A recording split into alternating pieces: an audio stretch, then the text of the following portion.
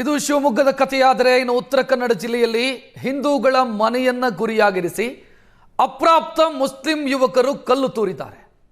ಉತ್ತರ ಕನ್ನಡದ ಮುರುಡೇಶ್ವರದ ಬೈಲೂರು ತೆಂಗಾರ್ ರಸ್ತೆಯಲ್ಲಿ ನಡೆದಿರುವಂತಹ ಘಟನೆ ಇದೆ.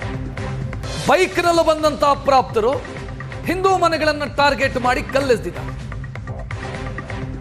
ಈ ವೇಳೆ ಸ್ಥಳೀಯರು ಕಲ್ಲು ತೂರ್ತಾ ಇದ್ದಂತ ಇಬ್ಬರು ಅಪ್ರಾಪ್ತರನ್ನ ಸೆರೆ ಹಿಡಿದಿದ್ದಾರೆ. ಒಟ್ಟು 7 ಮಂದಿ ಇದ್ರು ಬೈಕಲ್ಲಿ ಬಂದವರು. ಇದರಲ್ಲಿ ಒಬ್ಬನನ್ನ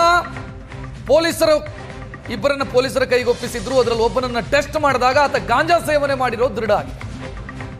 ಆರೋಪಿಗಳ ವಿರುದ್ಧ ಕಠಿಣ ಕ್ರಮ ಕೈಗೊಳ್ಳಿ ಅಂತ ಸ್ಥಳೀಯರು ಪ್ರೊಟೆಸ್ಟ್ ಮಾಡಿದ್ದಾರೆ. ನೋಡ್ತಾ ಇದ್ದೀರಿ, ಹಿಂದೂ ಜಾಗರಣೆ ವೇದಿಕೆಯ ಮುಖಂಡರು ಕೂಡ ಪ್ರತಿಭಟನೆಯಲ್ಲಿ ಭಾಗಿಯಾಗಿದ್ದಾರೆ.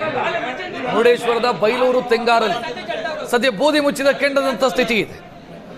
ಹಿಂದೂ ಮನೆಗಳನ್ನ ಟಾರ್ಗೆಟ್ ಮಾಡಿ ಬೈಕಲ್ಲಿ ಬಂದಂತ ಅನ್ಯ ಕೋಮಿನ ಅಪ್ರಾಪ್ತರು ಕಲ್ಲೆಸೆದಿರು.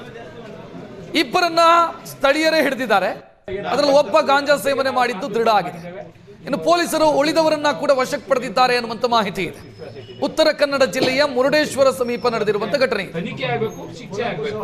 ಮತ್ತೆ ಆ ಬೈಕ್ ವ್ಯವಸ್ಥೆ ಯಾರಿದ್ದಾರೆ ಮತ್ತೆ ಅವರ ಮಾದಕ ದ್ರವ್ಯಗಳು ಏನ್ ತಗೊಂಡ ಬಹಿರಂಗ ಆಗಲಿ.